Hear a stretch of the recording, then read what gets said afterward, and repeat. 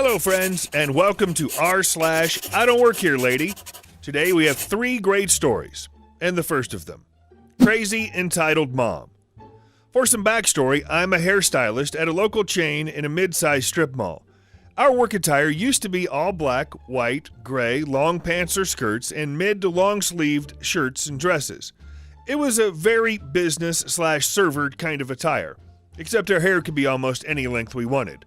We were required to have it done up, though, makeup, the whole shtick, so I didn't blame most people for thinking I worked at other stores when I would forget or be in much of a hurry to change out of work clothes before going to other stores. And while I've had some serious ringers, this is just one. I worked an excessively long shift that day, and it was busy. I didn't have time to go get lunch or take a break, so when the store finally closed and I was able to leave, I decided to just go across the street to a popular steak place and grab a bite to eat before going home. Now keep in mind, I'm blind in my right eye, deaf in my right ear, and mostly deaf in my left ear. I wear thick glasses for that eye that does work and have a hearing aid, which I usually part my hair so people can see. I was wearing the typical black slacks, black t-shirt, and my stylish apron that clearly stated the name of the salon on it. I walk in, I'm greeted by the waitstaff, and since the middle of their dinner rush, they tell me it'll be a few minutes and then they'll have me seated. So I step off to the side and stand in their eating area. In comes Crazy Entitled Mother and her son. We'll call her CIM. She walks in, spots me as the only person she seems to think that could possibly be available, and walks right up to me, her college-age son in tow, and just stands there, waiting for me to speak to her. She waits maybe a minute, then coughs loudly and stares angrily at me. I wasn't paying her any mind because I was tired and didn't even hear her in the first place. She then grabs my arm and yanks on it. CIM. Excuse me, are you going to help me or what? Me. Ma'am, I don't work. She cuts me off right there and proceeds to say, I don't care if you're on break. Just help us get a seat. My son is hungry. I stare at her for another minute, just kind of startled from her attitude. Me. I'm sorry, ma'am, but I'm not on break. I don't work here. I didn't feel like listening to any response, and I walked over to the desk and rang the little bell they have for a hostess when they're not right up front. CIM walks up right behind me and pushes my shoulder to get my attention, yammering on about how rude I was and how this was unbelievable. Unfortunately, since the place was busy, it took a moment for a server to come by, so CIM keeps on getting louder and madder, saying she's going to have my job for this and that she can't believe how rude I am. I shouldn't be in the service industry. After a few choice words are said, I got really annoyed at her and just decided to take my hearing aid out. Not that it actually stopped me from hearing her. It was meant more as a gesture. The son stares in disbelief, with a clear apology on his face. CIM doesn't let up, though, ignoring this entirely. A server makes their way by and apologizes almost immediately, presumably out of habit, and asks me what's going on. I put my hearing aid back in, but before I could say anything, CIM starts in on the server, demanding a manager and saying she'll have my job. The confused server looks at me and then back to her, realizes the situation and sniffles a laugh and says, Ma'am, she doesn't work here. If you wait a minute, we'll have a seat for you. She then runs off to find a manager to defuse the situation. Another server comes by to inform me that my table is ready, and I follow him.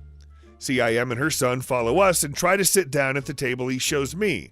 I stare at her for a moment, baffled, then look at the server, who at first I hadn't thought anything of these people following me. I tell him that they are not with me, and CIM loses her marbles, starts yelling about how a server isn't going to be seated before a customer. He looks at her and at me, very confused. The manager arrives and asks the lady what's wrong, and having been slightly briefed by the hostess, knew her mistake was thinking I worked there. He informed her that this table is mine and that I don't work here. She starts screaming at him, retelling her crazy version of this incident and how on break or not, she deserves the seat more than I did. I just decided to walk over to the bar not too far from the table and sat at one of the seats there. The manager tells her she has to leave or he'd be calling security. She huffs and whines, but then gets up and leaves with her son. It was really ridiculous. The Bleached Banshee and her Hawaiian Harpy daughter. So I'm a professional ballet dancer, and I was visiting, insert well-known ballet company here, to see a former mentor of mine and watch the tryouts for the Corps de Ballet. I'd just gotten off for the day, and my mentor and I decided to go to Whole Foods and pick up some snacks before heading to my hotel for dinner. I'm wearing my ballet clothes, a pair of white Converse, and I have my full ballet hair and makeup going on for me. I enter Whole Foods and go straight to the bakery aisle. About to stock the hell up on food, I lean down to pick up the last slice of red velvet cake, and it gets smacked out of my hand by your average-aged trophy wife. "You don't need that," she squawks at me like a dying pelican. I take a step back and gather up the cake again. "I'm sorry, what?" I asked. "I said that you do not need to eat that. What you need to do is get my daughter a place at the ballet company. You know, we came here all the way from Miami, and she doesn't get a effing place. She's been dancing for 5 years, and we adopted her from Hawaii, and she's been through a lot. So I highly suggest you get her a place in the ballet because she's worked hard," she says, her voice slowly rising to a screech. I'm just standing there with my cart, kind of blinking at her and waiting for her to stop. "You what?" I asked, completely confused by the situation. "I said we adopted her from Hawaii, but we came up from Miami, and she needs that spot. She's 21 years old. Are you retarded? Why don't you understand? I know they hire foreign girls, but is English not your language, honey?" She was screaming loudly and slowly in my face. At this point, I step away. Mind you, I hold barely any sway over the ballet company's decisions, but I do hold a lot of sway over my mentor, and he holds a huge amount of sway over all the decisions regarding dancers. "Ma'am, I'm sorry, but I don't work there. And even if I did, I wouldn't be able to do anything about your daughter. It's unfortunate that you came up from Miami, but nothing was guaranteed, and a spot is not owed to your daughter," I say as I start to back away from her, and she gets closer and closer. At this point, she flips her sheet of sheetily bleached hair over her shoulder, adjusts her halter top, and brings her hand down, slamming my slice of cake out of my hand with the might of Moses. I said, "My husband, who is a well-known dentist in Miami, and I adopted my daughter from Hawaii, and we came up here. She has been dancing for 5 years. Get her a spot. Do you understand me now?" she says, her twitching face an ugly red color. Lo and behold, her daughter appears behind her. I'm a bit relieved because most daughters don't want their mothers making scenes in public places on their behalf, but no. "I've been dancing for 5 years, and it's not fair that I was not offered a place at the ballet company. It's discrimination based on my age, and I've worked so hard, putting my sweat and my blood and my tears into dancing." The Hawaiian harpy begins to howl at me. She slowly approaches me, and I back up, holding my cart in front of me and preparing myself to make a mad dash away from her and her seething mother. At this point, my mentor strolls up like nothing's happened in the time he's been gone. They obviously immediately recognize him the second he's close enough for them to fully see his features. "What's up?" he asks, looking between the three of us. "My daughter, who's been dancing for 5 years, was not offered a place in the corps tonight, and we came up from Miami. We were just asking this girl here about where to find the best Cuban sandwich in town," the bleached banshee says sweetly. My mentor looked between us again and said, "We look for dancers who will not be potential liabilities and who treat their fellow dancers with respect. Godspeed on your trip back to Miami." And we left. I sincerely hope they found that Cuban sandwich they were so desperately looking for. Note, most ballet dancers have been dancing and practicing for years. I'm 20 and have been dancing since I was about 3. My fellow dancers all have over 10 years experience.